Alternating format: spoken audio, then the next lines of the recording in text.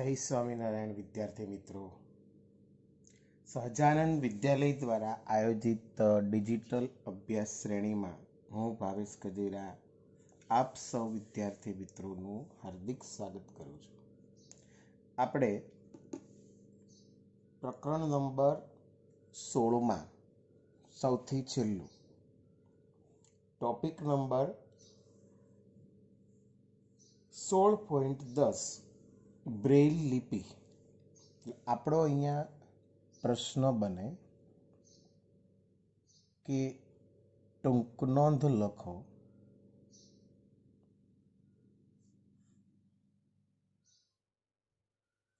Braille લિપિ.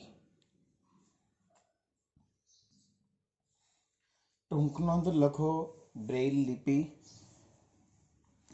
તો Braille લિપિ માટે આપણે આવું કહી શકીએ સૌથી પહેલાં તો કે ખામીયુક્ત દ્રષ્ટિવાળી વ્યક્તિઓ ખામીયુક્ત દ્રષ્ટિવાળી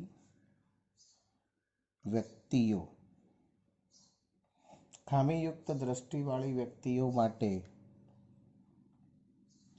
સૌથી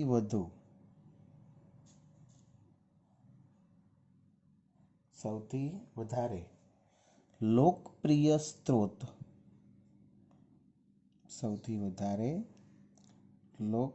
સ્ત્રોત બ્રેઇલ લિપિ છે. વાંચવા માટેનો સૌથી વધુ લોકપ્રિય સ્ત્રોત બ્રેઇલ લિપિ છે. લુઈસ બ્રેઇલ નામની વ્યક્તિ, જે પોતે ખામીયુક્ત દ્રષ્ટિવાળા હતા. નામ શું આપ્યું વ્યક્તિનું? નામ શું છે વ્યક્તિનું? લુઈસ બ્રેઇલ, જે પોતે ખામીયુક્ત દ્રષ્ટિ ધરાવતા હતા.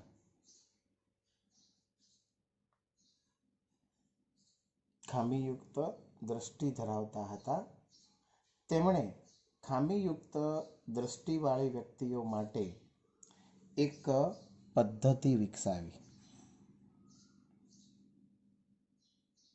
ખામીયુક્ત દ્રષ્ટિવાળી વ્યક્તિઓ માટે એક પદ્ધતિ વિકસાવી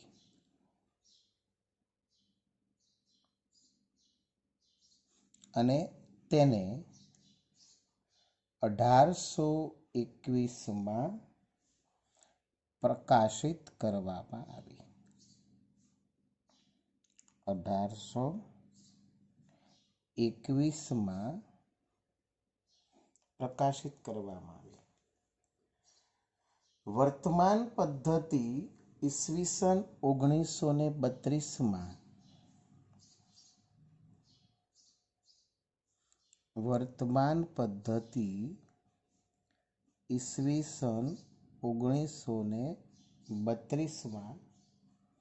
અપનાવવામાં આવી હતી.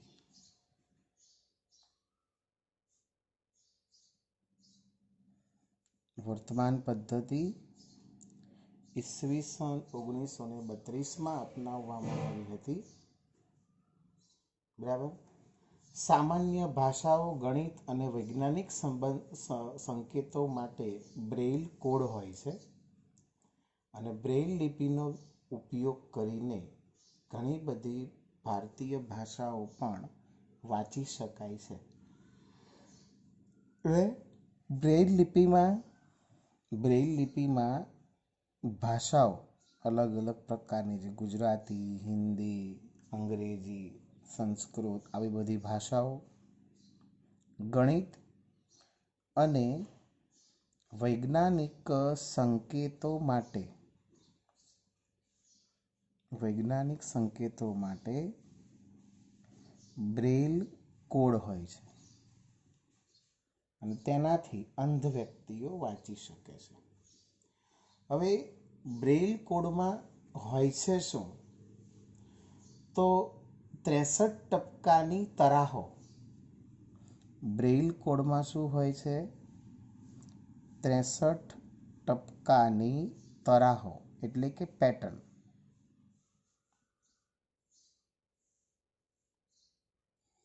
63 પરાહો હોય છે, પેટર્ન હોય છે, ચિહ્ન કહેવાય. આ કોઈ ચિહ્ન જે છે, દરેક ચિહ્ન એક અક્ષર અને અક્ષરોનું સંયોજન એક સામાન્ય શબ્દ કે વ્યાકરણ સંબંધી સંકેત રજૂ કરે છે. બરાબર. અને એને ઉપસાવવામાં આવે છે પેજ ઉપર. બરાબર. જેથી ખામીવાળી વ્યક્તિઓ એને સ્પર્શ કરી શકે અને સ્પર્શ કરીને એને યોગ્ય રીતે વાંચી શકે. બરાબર. એના માટે હું તમને અહીંયા પાઠ્યપુસ્તકનું પેજ નંબર 209 બતાવી રહ્યો છું. એ જુઓ એટલે તમને ખ્યાલ આવશે. આ રહ્યું, અહીંયા લખેલું છે, જુઓ. બ્રેઇલ લિપિમાં 63 તરાહો કે ચિહ્નો હોય છે. દરેક ચિહ્ન એક અક્ષરોનું સંયોજન એક સામાન્ય શબ્દ કે વ્યાકરણ સંબંધી સંકેત રજૂ કરે છે. ટપકાઓને બે ઊભી હારના ખાનામાં ગોઠવવામાં આવે છે. અહીંયા આપણને ઉદાહરણ આપ્યું છે. અને એ દરેક હારમાં 3 ટપકાઓ હોય છે. થોડા અંગ્રેજી શબ્દો અને થોડા સામાન્ય શબ્દો રજૂ કરવા માટે ટપકાની તરાહો નીચે મુજબ છે. CAT એન્ડ માટે આ રીતનું સિમ્બોલ હોય, કોમા માટે આ રીતનું સિમ્બોલ હોય. બરાબર. આ તરાહોને જ્યારે બ્રેઇલ લિપિની શીટ ઉપર ઉપસાવવામાં આવે, એમ્બોઝ કરવામાં આવે છે, ત્યારે તેને ખામીયુક્ત દ્રષ્ટિવાળી વ્યક્તિઓ સ્પર્શ કરીને અક્ષરોને ઓળખે છે. અને સ્પર્શ કરવાનું સરળ બનાવવા માટે ટપકાઓને થોડા ઉપસાવેલા રાખવામાં આવે છે, એમ્બોઝ કરેલા રાખવામાં આવે છે. આ વાત થઈ ગઈ બ્રેઇલ લિપિ વિશે. ખામીયુક્ત દ્રષ્ટિવાળા લોકો સૌ પ્રથમ અક્ષરોથી બ્રેઇલ લિપિ શીખવાનું શરૂ કરે છે. પછી વિશિષ્ટ ચિહ્નો અને અક્ષરોના સંયોજનો શીખે છે. તે પદ્ધતિઓ સ્પર્શથી ઓળખ કરવા પર આધાર રાખે છે. દરેક ચિહ્ન યાદ રાખવાનું હોય છે.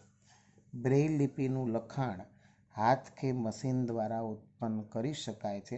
આજકાલ ટાઈપરાઇટર્સ જેવા સાધનો અને મુદ્રણ મશીનો વિકસાવવામાં આવ્યા છે. બરાબર. તો આ વાત થઈ ગઈ બ્રેઇલ લિપિ વિશે. બરાબર.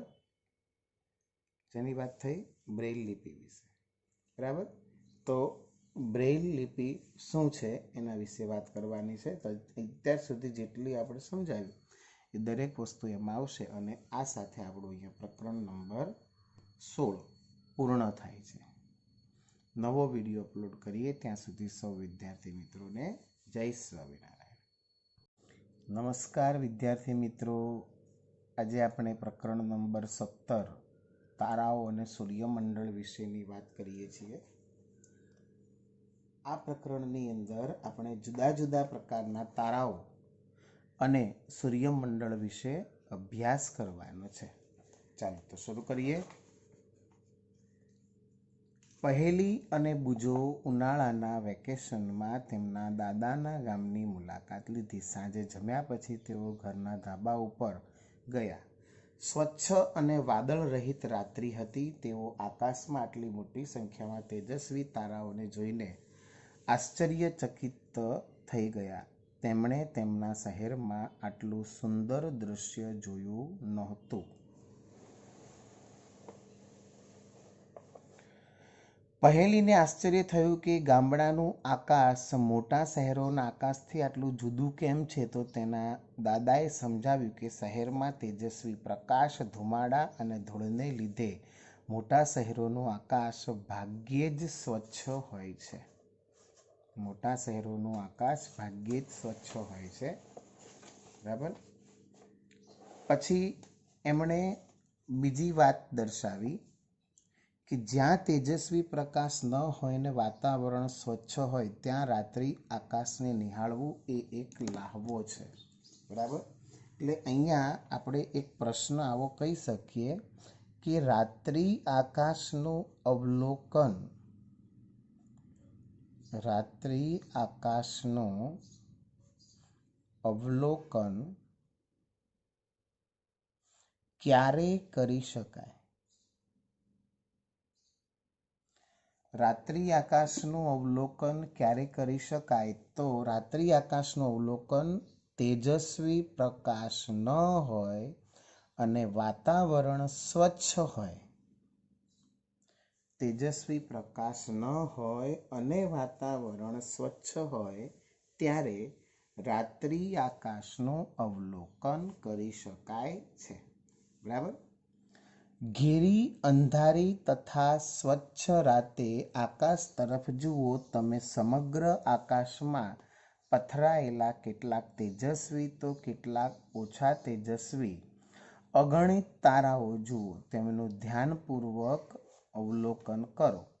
શું આ બધા જ ઝબૂકે છે? શું તમને કોઈ ઝબૂકતી ન હોય તેવી વસ્તુ પણ દેખાય? તે શું છે? તો જે ઝબૂકે છે એને શું કહેવામાં આવે છે? તારાઓ. અને જે ઝબૂકતું નથી એને શું કહેવામાં આવે છે? તો કે ગ્રહ. જે ઝબૂકે છે એને કહેવાય તારાઓ અને જે ઝબૂકતું નથી એને કહેવાય ગ્રહ. બરાબર. રાત્રિ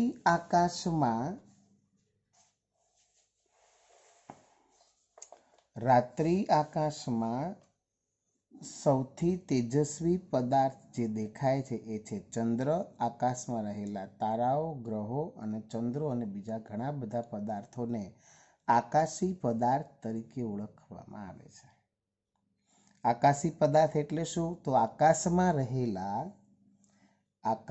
રહેલા ગ્રહો, તારાઓ, ચંદ્ર અને અન્ય પદાર્થોને આકાશી પદાર્થ, સેલેસ્ટિયલ ઓબ્જેક્ટ્સ કહે છે. બરાબર. બાળકો, આપણે આ પાઠની અંદર આ દરેક પ્રકારના આકાશી પદાર્થો વિશે સમજણ મેળવવાની છે. બરાબર. 17.1 નંબર, ચંદ્ર.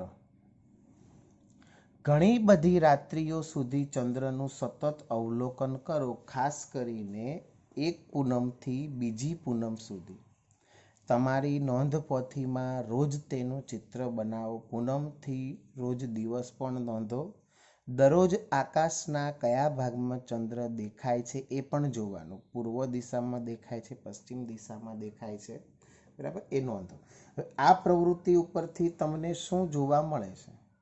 તો કે શું ચંદ્રના આકારમાં રોજ ફેરફાર થાય છે? શું એવા દિવસો પણ છે કે જ્યારે ચંદ્રનો આકાર સંપૂર્ણ ગોળ દેખાય છે? એવો કોઈ દિવસ ખરો કે જ્યારે આકાશ એકદમ સ્વચ્છ હોવા છતાં ચંદ્ર જરા પણ ન દેખાય? જે દિવસે ચંદ્રની સંપૂર્ણ ગોળ તકતી દેખાય તેને શું કહેવાય? પૂનમ, ફૂલ મૂન ડે. દરેકને ખબર જ હશે આ બાબતની. જે દિવસે ચંદ્રની સંપૂર્ણ ગોળ તકતી દેખાય તેને પૂનમ કહે છે. અને ત્યારબાદ ચંદ્રના તેજસ્વી ભાગનું કદ વધુ પાતળું થતું જણાય અને 15મા દિવસે ચંદ્ર દેખાતો નથી. આ દિવસને અમાસ કહે છે. જે દિવસે ચંદ્ર નથી દેખાતો એ દિવસને અમાસ કહે છે. અને પછીના દિવસે ચંદ્રનો એક નાનકડો ભાગ આકાશમાં દેખાય છે જે અર્ધવલયાકાર, એટલે આ રીતનો હોય છે. આમ અર્ધવલયાકાર આ રીતનો ભાગ હોય છે. બરાબર. તો એવા નાનકડા ભાગથી શરૂ થઈ દિવસે દિવસે પ્રતિદિન ચંદ્ર મોટો થતો જાય અને ફરીથી 15મા દિવસે ચંદ્ર પૂર્ણ દેખાય. ચંદ્રના આવા તેજસ્વી ભાગના મહિના દરમિયાન દેખાતા જુદા જુદા આકારને ચંદ્રની કળાઓ કહે છે. ચંદ્રની કળાઓ એટલે શું? તો ચંદ્રના તેજસ્વી ભાગના મહિના દરમિયાન દેખાતા જુદા જુદા આકારને ચંદ્રની કળાઓ કહે છે. એક પૂનમથી બીજી પૂનમ સુધીનો સમયગાળો 29 દિવસથી થોડોક વધારે હોય છે, જેને આપણે ગુજરાતી કેલેન્ડરની અંદર શું કહેવામાં આવે છે? તો કે એક મહિનો. શું કીધું?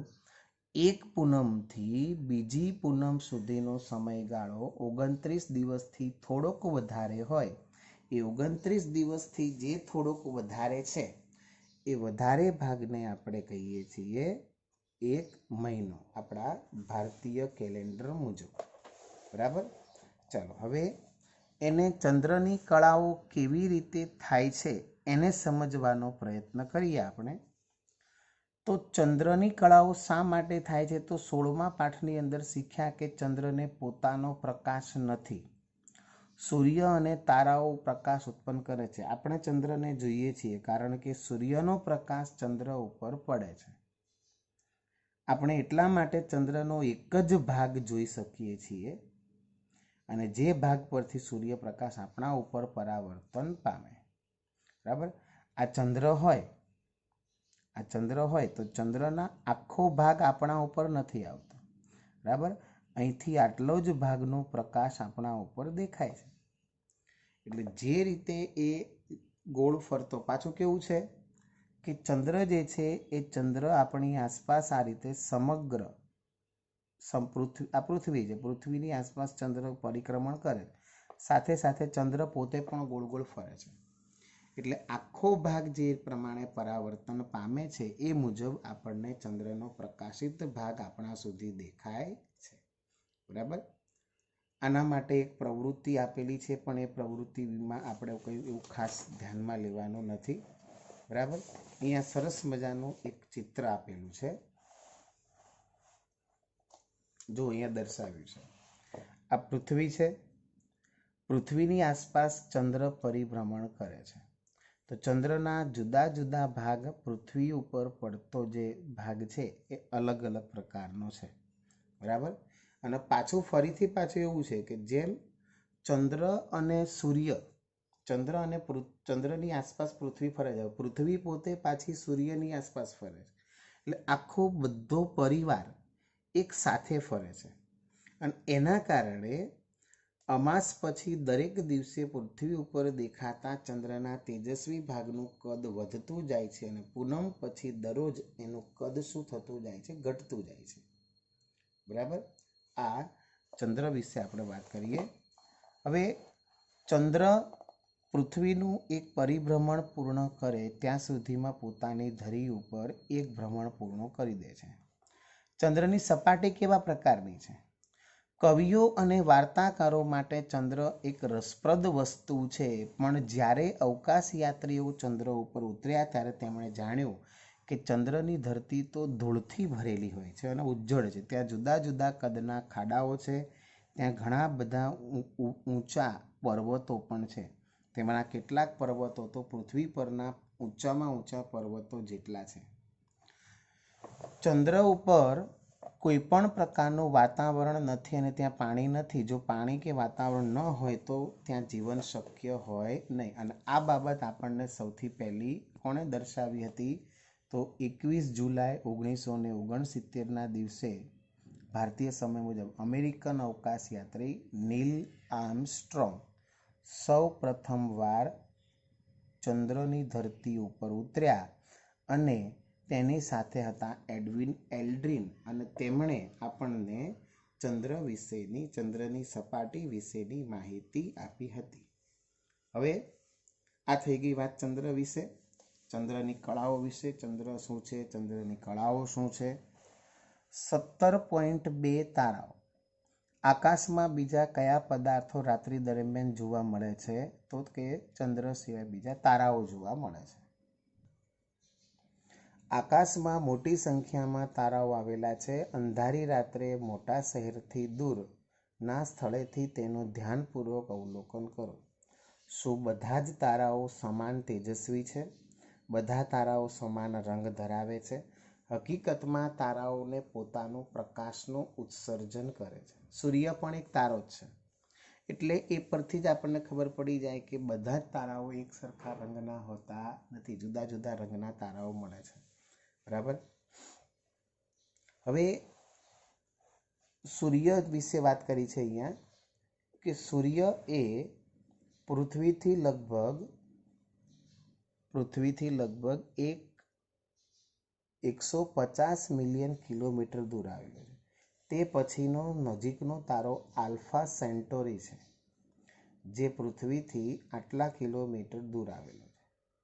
આ અંતરને કિલોમીટરમાં આપણે વાંચી શકતા નથી, એટલા માટે અહીંયા અંતર માપવા માટે એક બીજું એકમ લેવામાં આવ્યો, જેનું નામ આપવામાં આવ્યું પ્રકાશ વર્ષ. પ્રકાશે એક વર્ષમાં કાપેલા અંતરને પ્રકાશ વર્ષ કહેવાય. પ્રકાશની ઝડપ પ્રતિ સેકન્ડ 3 લાખ કિલોમીટર છે. એટલે સૂર્યના અંતરથી પૃથ્વીથી અંતરને 8 પ્રકાશ મિનિટ જેટલું કહી શકાય. આલ્ફા સેન્ટોરીનો 4.3 પ્રકાશ વર્ષ એવું કહી શકાય. બરાબર.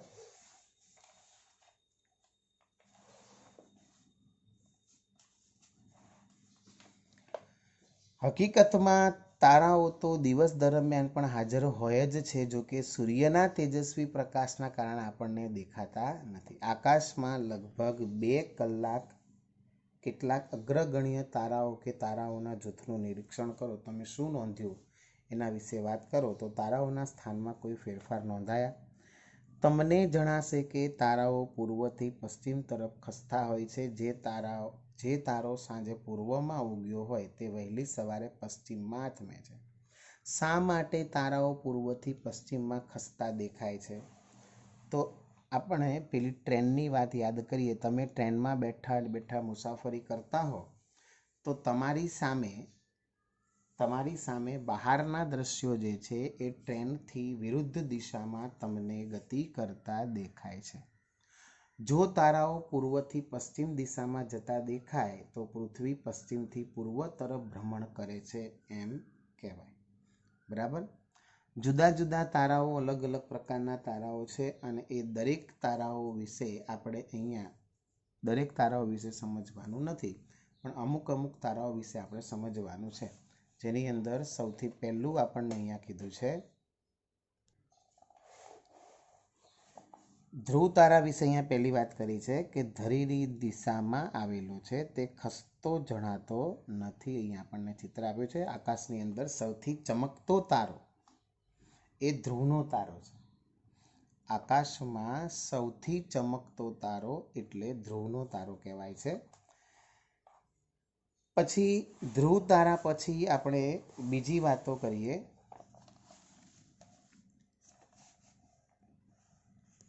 નક્ષત્રો.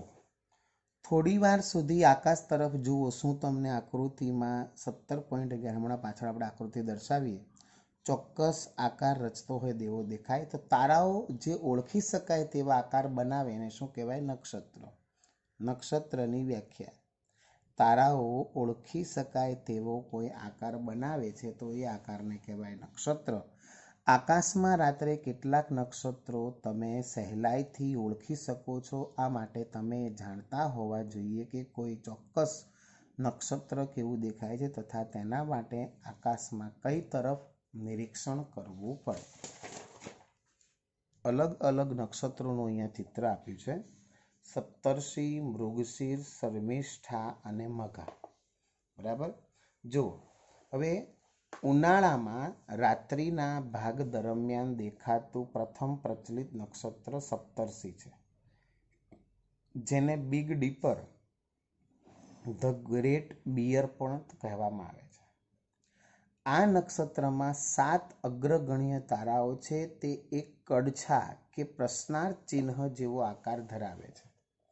જો અહીંયા લખેલું છે, આકૃતિ અહીંયા દર્શાવેલી છે સપ્તર્ષિની, જેમાં 3 તારાઓ હાથામાં અને 4 વાટકામાં ગોઠવાયેલા હોય તેવું દેખાય છે, જેને આપણે કહીશું સપ્તર્ષિ.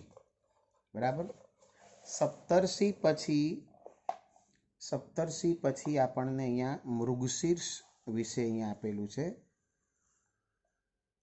સપ્તર્ષિ પછી આપણને અહીંયા મૃગશીર્ષ વિશે આપેલું છે. જાણીતું નક્ષત્ર, શિયાળામાં મોડી સાંજે દેખાય, આકાશમાં દેખાતા અદ્ભુત નક્ષત્રોમાંનું એક. એમાં 7 કે 8 તેજસ્વી તારાઓ હોય છે. મૃગશીર્ષને વ્યાધ પણ કહે છે. વચ્ચેના 3 તારાઓ વ્યાધના પટ્ટા દર્શાવે છે, જ્યારે 4 તેજસ્વી તારાઓ ચતુષ્કોણ સ્વરૂપે ગોઠવાયેલા હોય છે. આ રહ્યું અહીંયા એનું ચિહ્ન, એનું નિશાન, આકૃતિ. બરાબર. પછી વ્યાધ કે જે આકાશમાં દેખાતો સૌથી તેજસ્વી તારો છે તે મૃગશીર્ષની નજીક આવેલો છે અને વ્યાધનું સ્થાન નક્કી કરવા માટે મૃગશીર્ષના વચ્ચેના 3 તારામાંથી પસાર થતી એવી એક સીધી રેખાની કલ્પના કરવામાં આવે એટલે શિકારી તારો હોય એવું આપણને ખ્યાલ આવે છે. બરાબર.